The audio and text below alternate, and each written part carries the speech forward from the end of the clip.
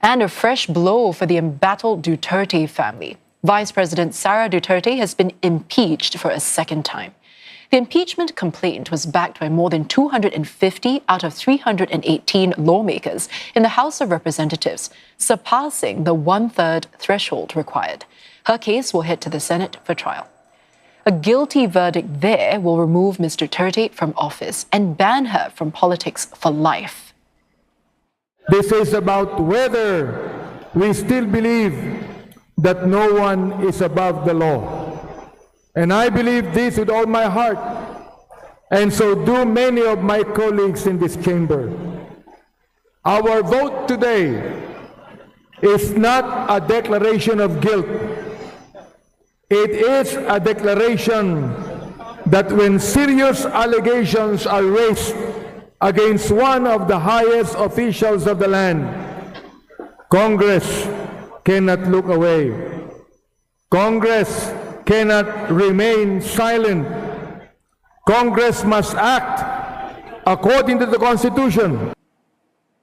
Ms. Duterte is facing 4 charges, including misusing public funds and threatening to assassinate incumbent President Ferdinand Marcos Jr. She has denied any wrongdoing, claiming the charges are politically motivated. Ms. Duterte was previously impeached in February last year, but the Supreme Court threw out the case on procedural grounds. Attention now shifts to the Senate, which will serve as the impeachment court. Also today, the upper chamber elected Allen, a longtime ally of Ms. Duterte, as its new president. And Mariejo Ramos, who has been watching developments for CNA, joins us live now from Metro Manila. Mariejo, what's likely to happen at the Senate? And can you tell us more about the Senate coup? Yes, Angela. So today we saw a surprise shakeup in the Philippine Senate with senators aligned with former Philippine President Rodrigo Duterte snatching the leadership with what can be seen as an attempt to block the impeachment trial of Vice President Sara Duterte. Now, this shakeup happened alongside 2 key events today. First, after around an hour of debates, the House of Representatives has voted to impeach Vice President Duterte on grounds of misusing confidential public funds, bribery, unexplained wealth, and grave threats against her former ally, Philippine President Ferdinand Marcos Jr.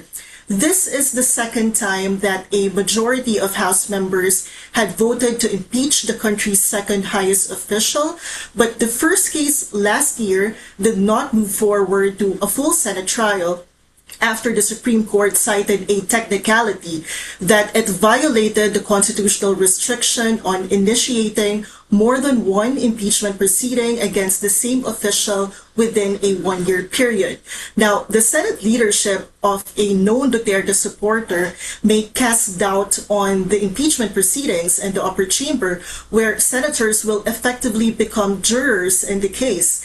And second, another key Duterte ally, Senator Ronald Bato de la Rosa, is facing a possible arrest by the International Criminal Court in connection with the drug war killings during the Duterte administration. Earlier, we saw a highly emotional De La Rosa appearing before the Senate after being absent since November last year, saying he was chased by National Bureau of Investigation agents who wanted to arrest him in the Senate hallway. And as of now, the senator is under the protective custody of the Philippine Senate. Yeah. Mariejo, how significant is Ms. Duterte's second impeachment, and what does that mean for her political future? The second impeachment is extremely significant for the future of Philippine politics, particularly the 2028 presidential race and the Marcos Duterte alliance. Vice President Duterte has long been viewed as the top contender for the 2028 presidency as she announced her bid in February. But if the Senate convicts her, she could be removed from her post and permanently barred from holding public office.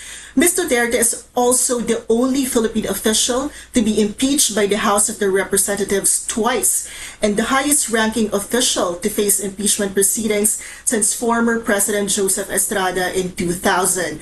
While the House vote today may confirm that the Marcos-Duterte alliance that won the 2022 elections has fully collapsed, the Senate trial can also be a national political showdown where shifting alliances may emerge. Mariejo, thank you for all of that breakdowns. Mariejo Ramos reporting for CNA live from Metro Manila.